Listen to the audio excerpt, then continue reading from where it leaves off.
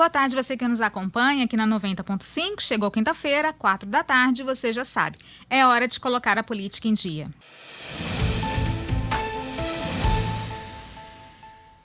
A partir dessa semana, nós vamos iniciar uma pequena série para debater as pautas importantes, relevantes para o nosso Estado, para o desenvolvimento do nosso Estado. Pautas essas que precisam estar no radar dos candidatos que disputam essas eleições. E para iniciar essa semana, nós vamos falar sobre ambiente de negócios e inovação. Aqui comigo, o líder do Comitê de Economia, Perspectivas e Cenários do IBEF, que é o Instituto Brasileiro de Executivos de Finanças, Tiago Santos, que é também consultor, do Instituto. Boa tarde, Tiago. Seja muito bem-vindo aqui no nosso estúdio. Eu agradeço, Fabiano, o convite. Espero contribuir com o conteúdo e poder proporcionar aos ouvintes aí um esclarecimento sobre o ambiente de negócios do nosso Estado. Tiago, por muito tempo o Espírito Santo ele teve um apelido aí, ruim, era o patinho feio da federação. Principalmente quando nós perdemos o Fundap, muita gente falando sobre isso. Na sua visão, o Espírito Santo ainda tem essa mesma imagem lá fora? Em hipótese nenhuma. Hoje o Espírito Santo, se não é o estado mais atrativo para se ter negócios e se viver, possivelmente está entre os 3 melhores, né? Essa cunha foi dada em um momento muito ruim da nossa história, né? Mas isso, de fato, não é mais realidade, não. O Espírito Santo hoje surfa na onda do desenvolvimento econômico bem feito nos últimos anos por conta das políticas públicas de atração de negócios, desenvolvimento. Então, a gente hoje é a bola da vez. Uhum. Mas tem alguns entraves, Eu estava até conversando com você, antes, você falou sobre alguns pilares, para esse desenvolvimento econômico acontecer assim em pleno vapor. Hoje, como que você vê essa questão dos entraves e simbolizando também com os pilares para se ter um desenvolvimento pleno aqui no Espírito Santo? Bem, Fabiana, quando a gente fala de ambiente de negócio, a gente precisa falar de equidade das relações sociais e econômicas, né? O Espírito Santo hoje tem um ambiente, eu acho que o primeiro pilar e mais forte, talvez seja um ambiente institucional que a gente se encontra. Nem sempre foi assim, nós tivemos governos muito ruins, há 20, 25 anos atrás, mas à medida que o Estado entendeu que a sociedade não precisava mais ficar à margem, o ambiente institucional começou a se dar, né? Entidades representativas começaram a, de fato, se organizar, junto com a sociedade civil organizada, e essa comunicação e esse diálogo com governos estaduais e municipais se deu a um ponto em que se tem uma harmonia hoje nesse discurso, né? Então, por exemplo, você não tem mais projeto de A, B ou C, de político, nem de grupos econômicos. É o Estado e a sociedade num diálogo maduro, e isso se dá hoje, em prol de uma sociedade civil harmônica e organizada. Então, acho que o ambiente institucional ele é o primeiro pilar quando a gente se fala de diálogo, de comunicação e de proposição para que a gente tenha um Estado que a gente consiga viver bem, consiga viver com harmonia. Mas há também a questão da infraestrutura, ou da falta dela, da questão dos projetos estruturantes. Por exemplo, recentemente nós tivemos aí essa decisão da Eco 101 em deixar a concessão aqui da duplicação e das melhorias aqui na BR. Aí tem também o contorno do Mestre Álvaro, tem o corredor Centro-Leste, Codés, enfim, várias outras coisas que estão, se não paradas, andando a passos muito lentos, Como que vocês veem essa questão da infraestrutura como um entrave, de repente, para que o Espírito Santo venha a ser mesmo um estado ainda mais promissor? Isso. Nós somos referência em desenvolvimento econômico hoje, muito pela questão portuária, Somos um complexo portuário bem rico, Apesar no meu entendimento, a desestatização do Porto de Vitória ser um divisor de águas nessa questão. Tá? De fato, a gente tem projetos estruturantes que a gente não pode mais deixar passar. Ferrovia e rodovia nós precisamos resolver, e eu sempre que posso, à medida do possível, boto o dedo na ferida no sentido de que a gente não pode ficar vivendo com ferrovia do século passado. Então a gente precisa botar ordem na casa e ajudar no conceito do que se instalar de fato, como prioridade no Espírito Santo. Ligar as ferrovias de norte a sul do estado já passou da hora, né? Existem terminais muito bons sendo desenvolvidos no norte do estado, terminais portuários, e ferrovia tem que chegar. Vide o Porto Céu, né, que é o nosso maior porto exportador de celulose no mundo, mas se não tivesse ferrovia, pouca coisa adiantaria também, né? Então, mesma coisa do sul do estado, tem que chegar um ramal ferroviário, possivelmente ao Porto Central, né? E rodovia, eu assim me sinto como capixaba muito, vou utilizar um termo um pouco mais forte, mas é o que muitas pessoas têm sentido, revoltado com essa entrega da Eco 101. Mas veja, a gente não pode também parar no tempo. Isso são negócios, são projetos que precisam ser discutidos e, de fato, ver o que vai acontecer. Por exemplo, a 262, não se chegou até hoje ao entendimento de como vai ser a concessão, porque não teve proposta que foi aceita no mercado. E a Eco 101, nesse momento, para o capixaba faz um desserviço, né? Como é que vai ser feito? Eu, como otimista que sou com relação aos negócios no Espírito Santo, espero que se chegue a um acordo e que ela continue no contrato, fazendo as entregas que se comprometeu. Se isso não se der, a gente vai achar um outro player, mas que, reforço, se dê o mais rápido possível.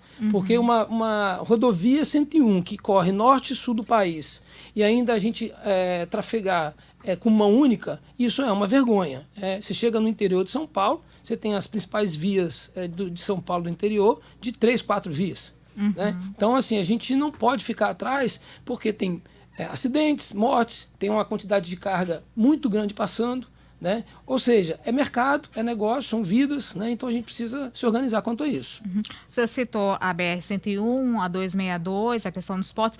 Quais seriam hoje os projetos? Porque nós temos aí candidatos, né? Vão disputar a Câmara Federal, o Senado, né? Que são as casas por onde perpassam também toda essa discussão. Quais seriam hoje os projetos prioritários que o senhor vê para essa questão dos projetos estruturantes para o Estado? Certo. Bem, eu vou dividir em 2 assuntos. O primeiro é com relação à ferrovia, né? Nós não podemos abrir mão da ferrovia trazendo mercadorias dos estados irmãos nossos do centro do país para norte e sul do estado. E eu não vejo outro projeto estruturante de tal importância para o sul do nosso estado que não seja o Porto Central. Tá? A gente está falando de óleo e gás, a gente está falando de carga geral, de container, de vários commodities e também de uma linha férrea um ramal que pode se aproximar. Então, o norte do Espírito Santo está bem estruturado, né? Agora a Aracruz entrou na região da Sudene, como outros municípios. Então eu vejo que o norte do estado até podia receber menos investimentos, né? Mas eu entendo também as empresas que procuram um ambiente tributário, e que a Sudene propicia isso, para receber essas empresas. Eu atentaria ao governo do estado olhar para o sul do estado com mais carinho também, né? Porque está bastante desequilibrado, né? Bem desequilibrado. A questão do desenvolvimento na região norte e no sul. Isso, a gente vê plantas indo para o sul, mas ainda tímidas se você for comparar o que está indo para o norte, né? Porto Alegre Laticínio está indo para o sul, agora uma frente de negócios também da Suzano está indo para Cachoeiro, né? Então, assim, salvo engano, então, assim, no sul a gente precisa ter cuidado, né? A gente está linkado ali a um concorrente grande, que é o Porto de Açu, então a gente precisa ter esse dinamismo de entender que ali precisa de um investimento positivo, tá? Quais seriam as políticas públicas necessárias para atrair mais investimentos e para gerar um desenvolvimento no Sul, que o senhor imagina? Eu entendo que a principal política, nesse momento, é ajudar a viabilidade do Porto Central, trazendo um ramal ferroviário. Tá? O Porto Central vai se viabilizar porque é um porto importante para o Estado. Eu entendo que os esforços estão sendo feitos, bem feitos, mas essa linha férrea ela não tem outra desculpa, né? Se criar um porto daquela magnitude sem uma linha, até funciona, mas com uma dificuldade. Né? Então eu entendo que o principal projeto do governo é em apoiar esse desenvolvimento. Então você pega, por exemplo, Samarco, quando a Samarco fechou naquela oportunidade. O que aconteceu com Anchieta, Guarapari e municípios adjacentes ali? Né? Praticamente teve um sofrimento grande. Então, eu acho que um porto dessa magnitude, que você tem várias possibilidades de negócio, né, eu acho que ele impacta pelo menos uns 30 municípios. Então, se a gente dividir o estado em 4 regiões macro, região metropolitana bem sustentada, com os incentivos de importação e distribuição, Cariacica, Viana, com os centros de distribuição. Norte com a Sudene, tá? Noroeste também contempla alguns municípios. E o Sul fica, por enquanto, a Deus dará nesse sentido. Eu sei que o governo tem feito movimentos importantes, né? Está acontecendo nesse momento a feira de mármore e granito do Cachoeiro. Eu sei que tem investimentos lá, mas a gente precisa dar luz a não deixar a sirene desligar com relação ao Sul. A gente precisa ficar atento. Então, eu acredito que a política pública seria apoiar, junto ao nosso Senado, aos nossos senadores, nossa Câmara Federal, né, os nossos deputados, a conseguir viabilizar o Porto Central nesse sentido, com empenho. A Federação das Indústrias está trabalhando nesse sentido, né, apoiando também algumas situações com relação à ferrovia. Então, mas outros projetos prioritários que o senhor acredita? De outras regiões ou que venha facilitar em outros negócios? Eu acho que, em termos de estrutura, o Porto Central talvez fosse o maior. Tá? Eu tenho visto, é tão distante o que está acontecendo no norte e no sul, que praticamente as notícias são todas praticamente do norte do que está acontecendo. Entendi. Isso, e quando é do sul, é numa parada dessa marca. Então a gente precisa voltar os olhos para o sul para, inclusive, pensar coisas novas, né, propor coisas novas. Agora, um outro pilar que o senhor sempre fala também é a questão da desburocratização, né, da simplificação para que tenha ali um bom ambiente de negócios. Hoje, o que é burocrático demais, complexo demais, que venha a atrapalhar o desenvolvimento no Estado? Olha, a gente está bem atrasado com relação a licenças ambientais, né, a licenças de obra, as vigilâncias sanitárias. Né? Esse é um principal entrave. Por quê? Porque isso é motivo de competitividade. Quando uma empresa vem para o Estado, ou analisa outros estados, essa é uma coisa que ela analisa. O quanto tempo de entrada de um pedido de licença ambiental ela vai demorar para operar. Né? A gente não sabe hoje, não tem prazo. Os órgãos meio que, não vou utilizar, esse termo talvez seria forte, emparelhados, mas eles estão travados com relação a legislação. Então a gente precisa dar um passo. Né? Se nós quisermos ser competitivos em plantas que se instalam rápido, a gente precisa ter esse assunto bem definido. Hoje, a média hoje é quanto tempo de espera? Tem empresas que duram 2 anos. Para tirar uma licença? Para tirar uma licença. Isso impacta, veja bem, isso impacta numa obra grande, numa empreitada grande, impacta no fornecimento de serviços. Então você deixa de gerar emprego e renda por conta desse impacto. Demorou, a empresa voltou o caminho para outro estado, não teve arrecadação de imposto, não teve geração de emprego, renda. Né? Quando teve, demora para sair. Então, também tem esse impacto direto. Eu analiso que desburocratizar isso, essas questões ambientais, de licença, é fator de competitividade para o Estado. Então, assim, já não é mais por questões do solo ou da mata. Não, a gente tem que olhar para isso, certamente. Eu sou um profissional que me olho muito para essa questão socioambiental, mas veja, você não pode não ter prazo, ter as situações travadas. Na verdade, a ECO também alegou isso, né? No caso, o âmbito era federal, mas alegou também atrasos entre os motivos dela ter saído da concessão, atrasos nessa liberação de licenças. Mas aí também... Fazendo um ponto, principalmente na região de, salvo engano, de Linhares, né? De Soretama ali, né? Por conta das reservas. Me parece que propuseram soluções, mas soluções mais com investimento mais alto, né? E não foi adequado. Não caminhou, né? Então, há também um contraponto àqueles que pregam sobre a desburocratização. Os críticos dessa proposta, eles afirmam que simplificar também demais os processos pode favorecer a corrupção e pode também colocar em riscos a sociedade, principalmente em projetos que impactam o meio ambiente.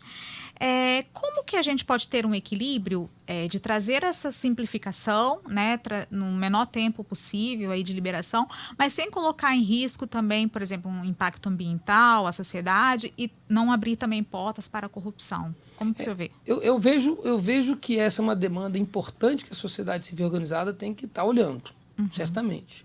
Mas eu vejo que também a gente tem uma melhoria também com relação às entidades de classe estarem se botando como ajudante, né, com apoio nessa questão. Hoje nós temos a Secretaria da Transparência, via Governo do Estado, que ajuda muito nessa transparência de informações. Né? Então, mas eu acho que esse assunto ele já foi mais grosseiro com a corrupção ou improbidade nesse sentido. Eu acho que hoje a gente tem se regulado melhor, né? As leis socioambientais estão mais duras, né? Então acho que isso já não é mais um assunto como pauta prioritária. Eu acho que agora a gente simplificar, objetivar a desburocratização e tornar o ambiente mais atrativo via ter menos burocracia. O senhor acha que faltam políticas públicas para atrair novos investidores? Falando de uma forma geral, assim, não só do Estado, mas no país como um todo. Falta isso? Eu percebo que o Espírito Santo entrou numa rota positiva recentemente em atração de investimentos e negócios. Eu tenho acompanhado esse movimento e muito fruto de uma iniciativa da Secretaria de Desenvolvimento do Estado que implantou um método de prospecção ativa de clientes e de negócios. Né?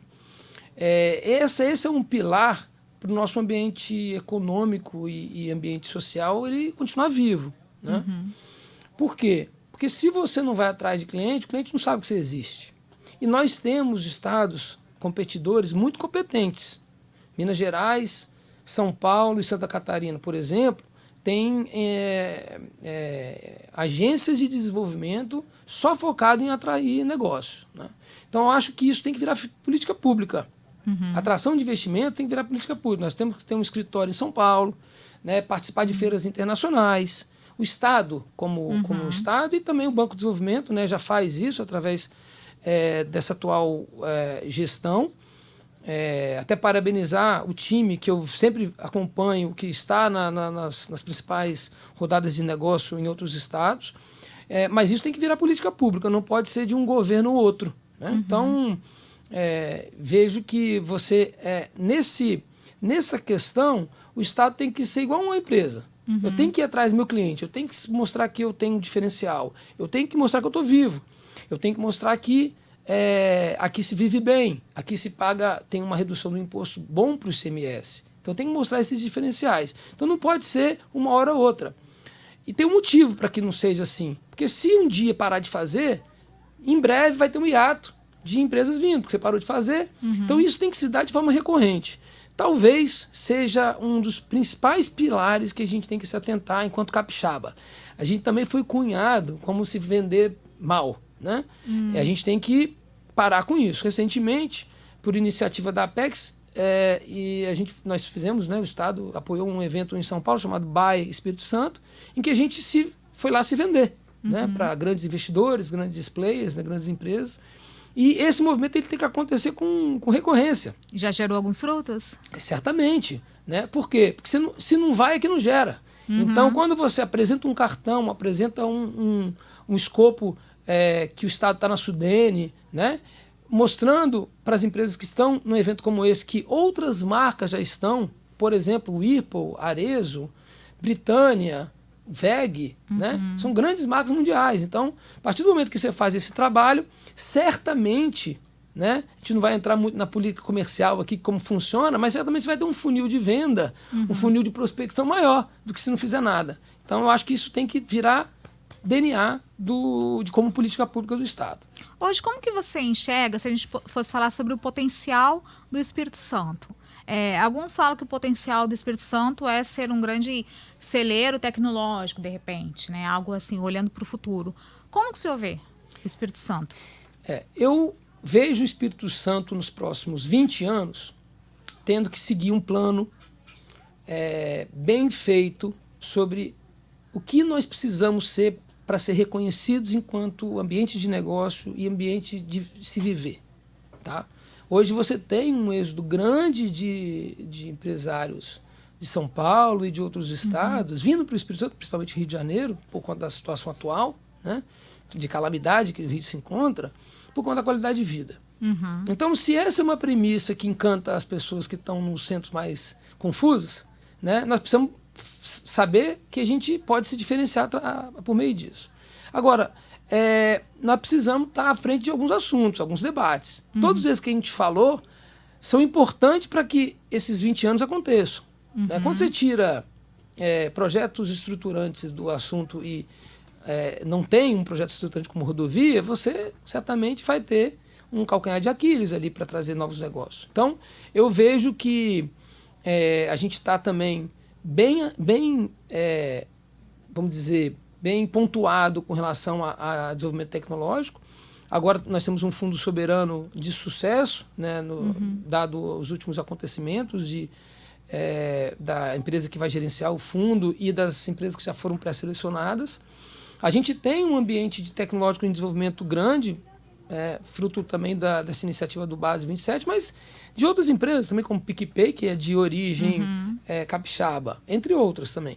Mas eu entendo que o ambiente tecnológico ele vai se dar, a gente tem um dever de casa para ser feito, que é a continuidade desse assunto de desenvolvimento na parte técnica de times e de pessoas com relação a isso. Então eu vejo que a gente tem que manter a qualidade de vida, trazendo empresas sadias, com ambiente de negócio transparente, né? Tudo muito à luz dos acordos feitos com ética e com transparência. Tiago, é uma expressão que acho que já virou até um dogma, né? De que é muito difícil empreender no Brasil, que é difícil a vida do empresário. Trazendo para a realidade do Espírito Santo, eu acredito que essa expressão esteja ligada muito à questão da tributação, né? Hoje a reforma tributária é a prioridade, assim, número 1 do setor empresarial? É uma das. Certamente é uma das. Né? É um sistema tributário confuso, né? Sem pé nem cabeça, onde até o mais humilde paga pelo mais caro, né? Pela pessoa que tem mais renda. Né? Então eu percebo que é uma das, mas eu vejo que quando se trata do imposto estadual, a gente precisa também separar algumas coisas. Tá? O Espírito Santo se diferenciou como estratégia tendo a redução do ICMS para a venda interestadual. Então, quando a empresa, por exemplo, Arezzo sai do Rio Grande do Sul e vem para o Espírito Santo, ela vende a partir daqui, ela tem uma redução do ICMS, que a diferencia das concorrentes dela que não estão no Espírito Santo. Tá? Então, essa questão do imposto estadual é uma questão muito peculiar de cada estado. Tá? Eu não sei se eu mexeria, eu até sou a favor, digo isso nas rodas que eu sou convidado, da guerra fiscal entre os estados nesse sentido. Cada estado que regule seu ICMS para se tornar mais atrativo. Né? Agora, é uma quantidade de imposto que se paga e mal distribuído e mal aplicado que não está, né, no melhor livro de contas de contas de terror. Né? Então, eu acho que isso vai acontecer. Acho que a discussão desse assunto é muito buraco embaixo, não tem uma solução simples, tá? Por conta desse tempo que se durou tanta coisa errada. Então, acho que a reforma tributária ela vem, mas, quem sabe, não mexendo com tudo, mexendo simplificando só alguns impostos para poder ajudar. E, de fato, finalizando, de fato, para o empresário é uma dor de cabeça. Tá? Então, eu também sou otimista nesse sentido, que uma hora a gente vai chegar e simplificar alguma coisa. Porque a gente tem visto, né, algumas propostas aí de candidatos a presidente querendo transformar todos os impostos em um, criar uma taxação sobre grandes fortunas, criar aí um ministério, recriar, né, trazer novamente o Ministério da Indústria. São pautas que mexem aí com o setor empresarial, né? Vocês têm acompanhado? Nós temos acompanhado. Para a gente precisa ter um projeto de Estado, sabe, Fabiana? Quando se fala em política pública de tributo.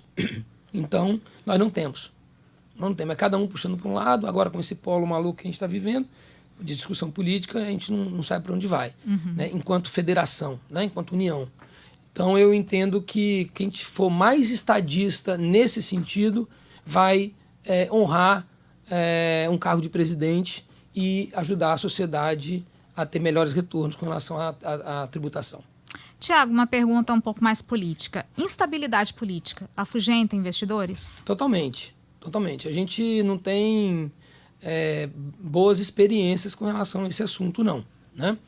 Instabilidade política tem tudo a ver com ambiente socialmente produtivo.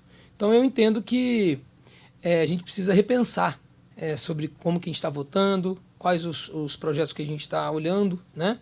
Em termos de governo federal, principalmente. Uhum.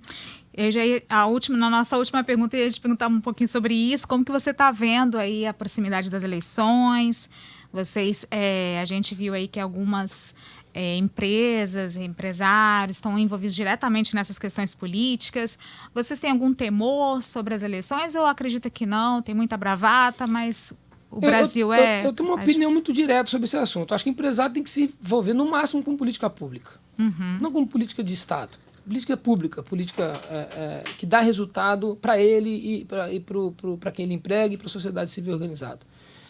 Quando a gente começa a mexer em pautas que a nossa experiência não foi muito boa, como volta de sistema de ditadura, algo nesse sentido, a gente não está servindo bem para a sociedade. Então, eu entendo que, enquanto se discutir coisas que não refletem para a população, né, urna, na ponta isso não adianta. Agora, por que não se discute saneamento básico na veia?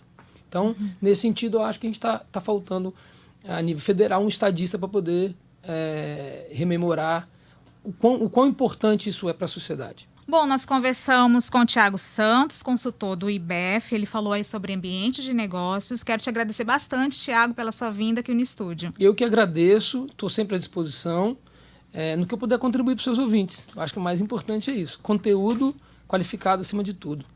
Obrigada. Nós vamos para um rápido intervalo, mas não sai daí, que na volta nós vamos falar sobre inovação.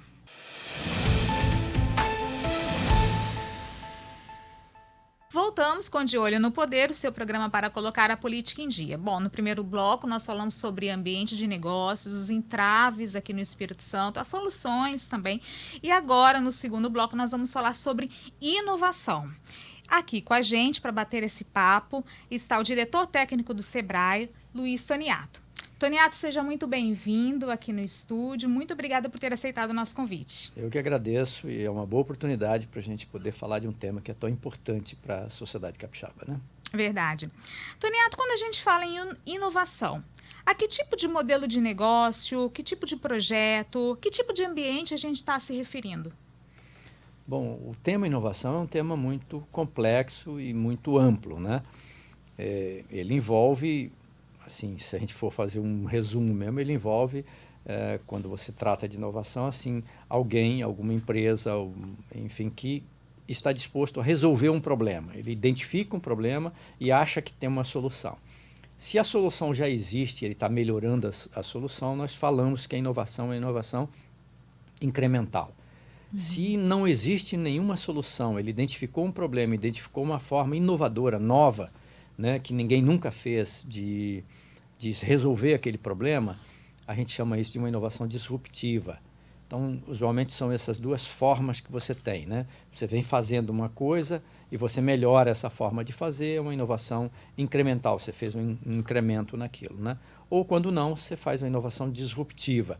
Agora, para inovar, existem inúmeras outras condicionantes para que um determinado território, um determinado município, um determinado estado, um determinado país possa se inserir no contexto da inovação e produzir bons resultados nesse campo. E sim, nós vamos entrar daqui a pouquinho nesses detalhes, né? Essa semana, mas trazendo para um episódio recente, nós tivemos aí a chegada do 5G em Vitória, né? E com ela aí uma grande expectativa de uma nova revolução. Mas assim, o que de fato a chegada do 5G muda na vida das pessoas? Olha, a tecnologia, não só a 5G, como várias outras novas tecnologias que estão surgindo, né? Principalmente essas que acompanham o mundo digital, o mundo da robotização, da indústria 4.0, da internet das coisas, da realidade aumentada, do metaverso e tal. Todas essas tecnologias, elas por si só não ajudam em muita coisa, né? Elas, o que diferencia é o modo como a gente usa isso. O caso do 5G que você pergunta, ele acrescenta um valor para quem lida com a área, principalmente do mundo digital, em que ele possibilita em até 100 vezes mais velocidade do que o 4G no processamento. Então imagine que alguém é um produtor, por exemplo, de game. É muito oportuno para ele e ajuda muito se ele tem uma internet que funciona mais rápido. E o 5G propicia isso. Então, o tempo de resposta, o tempo de processamento, a capacidade de processamento vai melhorando. Isso melhora para fazer os programas, para aqueles que são programadores, né, para aqueles que fazem inteligência de dados, que precisam reunir muitas informações. Então, tem ganhos importantes que essa tecnologia incorpora aos processos de alguém que queira fazer algum processo de inovação, né? E é interessante, chegou até a ser irônico, porque na semana que chegou o 5G em Vitória, nós tivemos aí apagão de dados de algumas operadoras, né, na internet. Teve esse vendaval no final de semana que deixou aí bairros sem energia elétrica.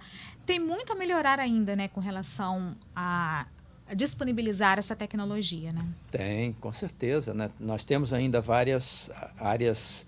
Alguns chamam áreas de sombra, né? Você tem áreas em que isso funciona bem porque a infraestrutura já está mais avançada, já está mais desenvolvida, e outras áreas que são ainda carentes, né? Mas eu quero crer que isso é irreversível, né? Eu acho que com o passar do tempo, você vê que a implantação do 5G veio em algumas capitais, agora Vitória se inseriu e outras capitais.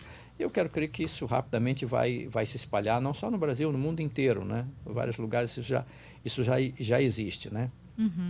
Toniato, falando um pouquinho sobre investimentos nessa área de pesquisas, de inovação, de desenvolvimento, o Brasil investe hoje cerca de 1,15% do PIB em pesquisa e desenvolvimento. Em torno de 1%, né? Na sua opinião, isso é pouco ou é suficiente? É pouco. Se a gente compara isso com nações mais desenvolvidas, né, onde há uma priorização para o desenvolvimento tecnológico e inovação, você vê que a gente tem que reconhecer que é pouco, né? Bom seria se a gente tivesse pelo menos o dobro disso, né? Algo como próximo dos 3%, né?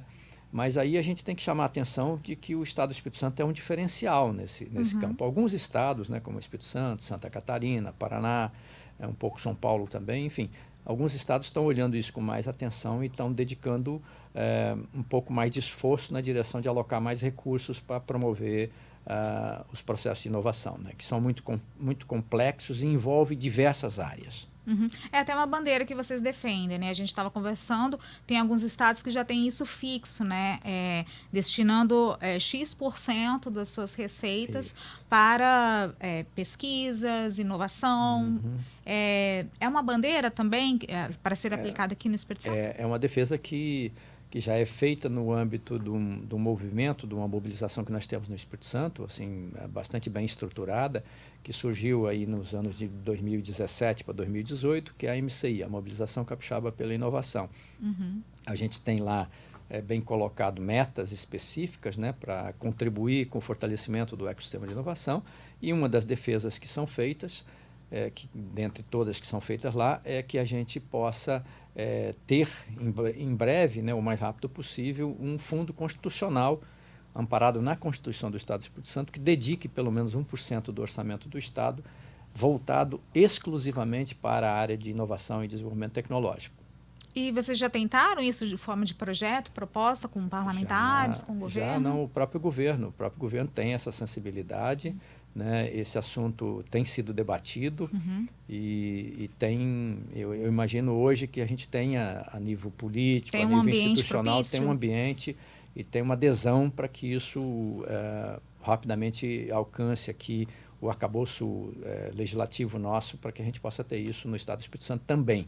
Né? Mas ainda não virou um projeto, não está tramitando nenhuma casa legislativa, não? Não, ainda não. Entendi. O senhor acha que 1% seria o ideal do orçamento? Essa informação, assim, algumas pessoas defendem um pouco mais, outras pessoas... Eu acho que já seria um bom ponto de partida se a gente colocasse 1% dedicado exclusivamente. O Espírito Santo já tem um fundo, né? Ele tem um fundo, que é o Funstec MCI, que ele é voltado para essa área, né, de inovação. e a FAPES, que é a operadora desse fundo, ela analisa os projetos, analisa a viabilidade dos projetos e aloca recursos através desse fundo que ela tem para apoiar esses projetos, né? Mas isso tem sido um processo, o Espírito Santo tem avançado bem nisso, nós temos tido diversos bons exemplos, né, de mobilização de diversos atores, porque no âmbito da MCI nós temos lá uma governança que envolve o que a gente chama de hélices, né? Nós temos as academias, nós temos as empresas, nós temos as instituições, como é o caso do SEBRAE, como é o caso da FINDES, né? E dentre outras, e nós temos os entes de governo, né? O governo participa, principalmente com a Secretaria de Desenvolvimento, Ciência, Tecnologia e Inovação, mas participa também com a SEGER, participa com a SEAG, enfim. E nós temos também um movimento das próprias startups, né? Que tem ocorrido no Espírito Santo, né? Então, quer dizer, você olha esses 5 conjuntos de atores, você vê que tem uma dinâmica muito própria. E pelo surgimento de habitats que tem ocorrido no Espírito Santo, né? Você vê que hoje nós temos o Findes Lab lá, que trata muito de inovação aberta, nós temos o Hub da FUCAP, nós temos o Hub da UVV, nós temos o Base 27, né? Nós temos iniciativas que estão ocorrendo no interior. O próprio SEBRAE agora foi selecionado para contribuir com o fortalecimento de 10 habitats, em princípio 5 no interior e 5 na Grande Vitória.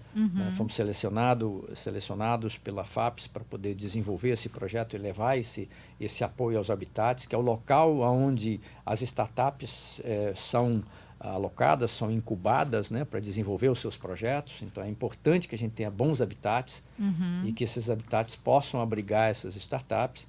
Então, quer dizer, em termos de política pública, é muito significativo, né, o Espírito Santo ter uma ambiência que propicie o surgimento desses atores, né, desses espaços, desses recursos.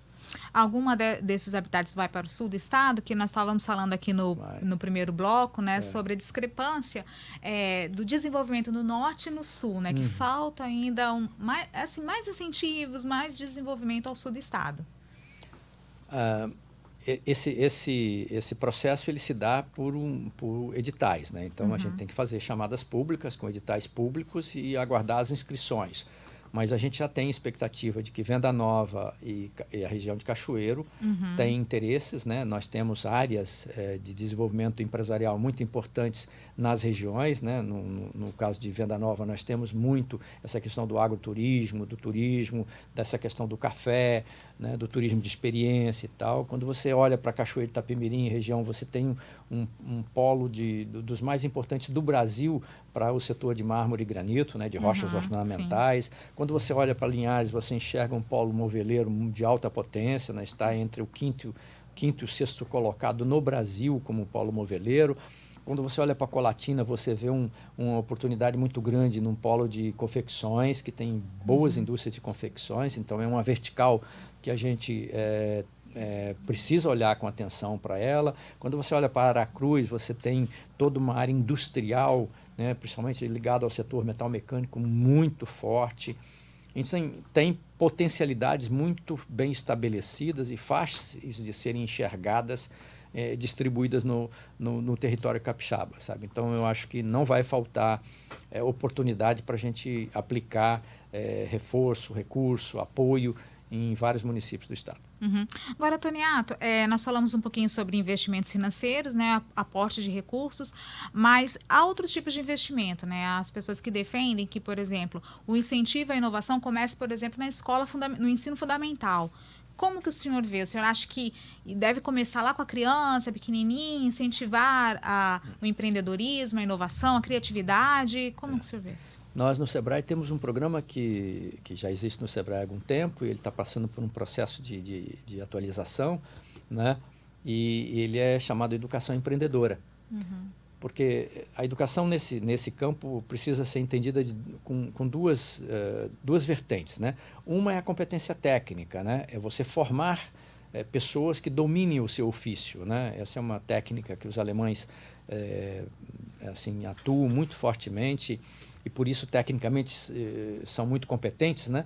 Porque eles focam nessa questão de formar profissionais que dominem o seu ofício, sejam advogados, médicos, engenheiros, administradores, ou mesmo técnicos, soldadores, marceneiros, enfim, qualquer que seja a profissão, para ter uma competência técnica. A outra competência necessária para empreender é ter noção de empreendedorismo, é ter o empreendedorismo no sangue, né? Como uma espécie de aptidão, de vocação, mesmo quando a pessoa não está disposta a criar uma empresa. Mas para ter noção de empregabilidade, ele precisa ter noção de empreendedorismo. Então é preciso tratar essas duas coisas. É preciso fortalecer a formação técnica e fortalecer a formação para o empreendedorismo. Porque o emprego, como nós conhecemos, principalmente a minha geração, é um emprego que está ficando para trás, né? Hoje em dia, as empresas estão muito mais voltadas para buscar profissionais que sejam profissionais eficientes no domínio do ofício que a empresa está precisando. Algumas, inclusive, até estão dispensando ou não priorizando a questão curricular. Essas empresas de tecnologia, às vezes perguntam a pessoa que estão entrevistando assim, o que você sabe fazer? Mais do que qual foi a academia que você fez, que você estudou, né? O que você estudou. Você pode ter estudado muita coisa, mas a sua capacidade de entrega pode ser pequena. Mas no caso nosso, nós temos lá que o Educação Empreendedora vai na educação básica. Então, respondendo melhor a sua pergunta, tem que ser da base mesmo. Nós temos que vir desde a base, educando as pessoas para entender do seu ofício, que vão escolher ao longo da vida, mas principalmente dessa capacidade empreendedora. E aí, nesse ponto, entram as políticas públicas, né? Sem dúvida. Hoje, o senhor avalia que faltam políticas públicas para incentivar a inovação? Ou está no começo, está caminhando? O Espírito Santo assim, tem dado bons exemplos ao Brasil em várias áreas, né? Nós, graças a Deus, temos um Estado que tem tido um respeito digamos, a gestão da coisa pública, né? No sentido de respeitar equilíbrio fiscal, no sentido de dedicar esforços para que a gente tenha uma melhor infraestrutura, dedicar esforços para apoiar a inovação e etc. Mas ainda nós temos, sim, nós temos alguns desafios ainda pela frente. Mas eu penso assim que o Espírito Santo está avançando, né? No caso nosso, em termos de inovação, nós já estamos em 9º colocado, já estivemos em 27º, aí, etc., há poucos anos atrás, mas estamos caminhando, estamos em 9º e acho que brevemente a gente vai melhorar ainda mais essa posição. A gente pode dizer, então, que hoje o Espírito Santo tem um ambiente propício para a inovação, embora tenha os desafios. O senhor quer falar um pouquinho dos desafios, principais desafios que vocês encontram? É aquele que a gente falou anteriormente, de fortalecer e tornar constitucional um fundo, é uma dos aportes financeiros, dos né? aportes financeiros, né? Isso é uma tese importante que vem sendo defendida, porque ela transcende a dimensão do governo A, B ou C que esteja, naquele momento, sentado na cadeira, né? Se torna uma política de Estado, né? Uma política de Estado e não de governo, né? Mas nós temos ainda o desafio na formação. Para lidar com esse mundo todo digital, esse mundo da inovação, que é um mundo muito disruptivo, você precisa formar gente com competência tecnológica, principalmente nas áreas de programação, né? Essas pessoas precisam ter noção de programação, noção de matemática muito avançada, porque todo o processo de lidar com essas tecnologias todas passa muitas vezes por programação, por inteligência artificial, por internet das coisas, por realidade aumentada, metaverso que está chegando aí agora, né? Robótica que está avançando cada vez mais. Então tudo isso pressupõe que você tenha pessoas com uma formação. Então, lá no caso da MCI, a gente tem eixos estratégicos que a gente vem defendendo, né? Esses diversos atores, não é um atributo exclusivo do SEBRAE de forma nenhuma, né? A formação de talentos, avançar na formação de talentos. E nós estamos precisando correr, porque tem atrasos aí a serem recuperados e tem perda de talentos por outros países e outros estados. Tem gente que é formado aqui, mas que é contratado para trabalhar em São Paulo, que é contratado para trabalhar em outros países, né? Depois, e muitas vezes continuando aqui, né? A questão da pandemia trouxe essa possibilidade do home office, assim, em nível mundial, né? Então, muitas vezes a pessoa está aqui e está trabalhando para uma empresa no exterior. Nós temos, inclusive, dado a qualidade de vida do nosso estado, principalmente na região de Vitória, Nós temos gente que está migrando para o Espírito Santo para trabalhar em empresas de outros estados, como São Paulo, por exemplo. Né? Mas, enfim, tem formação de talentos, tem ambiência para formar startups, porque tem que ter essa noção técnica e a noção de empreendedorismo, essa questão dos habitats, a questão da internacionalização, que precisa ser muito fortalecida, a questão de investimento, né? O Estado agora deu mais um exemplo importante para o Brasil, né? Colocou no Funds, lá no fundo, 250 milhões de reais, gerido pelo TM3, para poder escolher investimentos em empresas no Espírito Santo, ou vindas para o Espírito Santo, para a promoção da inovação, né, Sim, do o Fundo Soberano, né, que veio do Fundo Soberano e foi para esse fundo, essa parte de 250 milhões para esses investimentos. Então, isso é um exemplo que o Espírito Santo está dando para o resto do Brasil. Né? Então, eu quero crer que esse somatório de coisas, esse caldo todo, vai fazer com que a gente acelere o nosso avanço em nos tornar um Estado cada vez mais inovador. Agora, Toniato, nós vemos, claro, a tecnologia avançando aí de uma forma cada vez mais veloz, né? Assim, a ponto da gente nem conseguir muitas vezes acompanhar. Se a gente for falar sobre inteligência artificial, tem coisas que eu até me assusto. Sobre coisas que já existem, assim, gente, há poucos anos a gente nem imaginava que poderiam existir. Mas, ao mesmo tempo, eu não sei se na mesma velocidade avança também essa questão da desigualdade social. A pobreza tem aumentado e acaba excluindo uma parcela grande da população de ser impactada por essas tecnologias. Porque imagina uma pessoa que perdeu a sua renda, entre ter ali o acesso à internet, pagar uma conta de internet e uma conta de água, ela vai preferir pagar a conta de água, vai preferir manter aquele serviço básico, ainda que a internet, a tecnologia também façam parte hoje do nosso dia a dia. Como fazer para que esse avanço tecnológico não fique restrito a um grupo de pessoas e que abarque cada vez mais pessoas, fazendo que o Estado tenha essa divisão mais igualitária dos avanços tecnológicos? Esse é um dos grandes benefícios que o desenvolvimento tecnológico e a inovação pode trazer no mundo capitalista que a gente vive, né? É você propor soluções que elas sejam escaláveis e que possam alcançar o maior número de pessoas possíveis. É lógico que isso não resolve o problema de 100% das pessoas, existem pessoas em risco social de alto grau de vulnerabilidade que precisam ser apoiadas, né, por políticas de Estado, né, para amparar essas pessoas. Mas se você pegar, por exemplo, o caso nosso das telecomunicações, né, desde o momento em que houve as privatizações lá atrás, nós temos hoje mais smartphones, mais telefone no Brasil do que habitantes. Nós temos aproximadamente 220 milhões de habitantes, mas nós temos mais de 250 milhões de telefones. Por quê? Porque ficou barato. E por que ficou barato? Porque foi escalado, né? Então, essa regra vale para diversas atividades. O que eu acho é que a tecnologia vai cada vez mais propiciando que esses benefícios dessas novas tecnologias cheguem a mais pessoas, porque elas vão ficando mais baratas. Praticamente qualquer um que tenha alguma renda, mesmo que seja mínima, pode ter um telefone, mesmo que seja um telefone mais simples.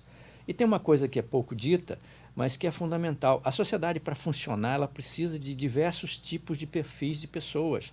Ela precisa não só do médico, do engenheiro, do advogado, né, do prefeito, do governador, do deputado e tal, né, do empresário, do trabalhador, né? Ela precisa de diversas funções que precisam ser ocupadas. Tem que ter o homem lá produzindo, né, o legume e a verdura que a gente compra na feira, né? Precisa ter aquele que tem a granja, precisa ter o pedreiro que vai fazer a reforma da nossa casa. Então, quer dizer, essa coisa, existe um balanço importante na sociedade e o desafio é sempre assim, qual é o volume de oportunidades que a gente oferece. Uma sociedade mais madura, com desenvolvimento tecnológico mais avançado, ela pode ter mais competitividade. E ao ter mais competitividade, ela vai abrir mais oportunidades para as pessoas. Pode gerar mais inclusão do que exclusão? Mais inclusão do que... eu não tenho a menor dúvida. Se você pegar o exemplo da Ásia, a China até poucos anos atrás, por exemplo, tinha uma população, ainda tem desafios enormes lá, mas tinha uma população absolutamente miserável há muito tempo. Na medida em que ela foi gerando mais receita, através de industrialização, de um processo de evolução que eles foram passando, eles foram incluindo cada vez mais gente. Então, é um exemplo muito forte de inclusão de pessoas através do desenvolvimento que uma sociedade possa amparar. Ou seja, o que nós estamos falando sobre tecnologia, sobre inovação, é, na verdade, uma crença que eu tenho, é que isso é uma escolha civilizatória nossa.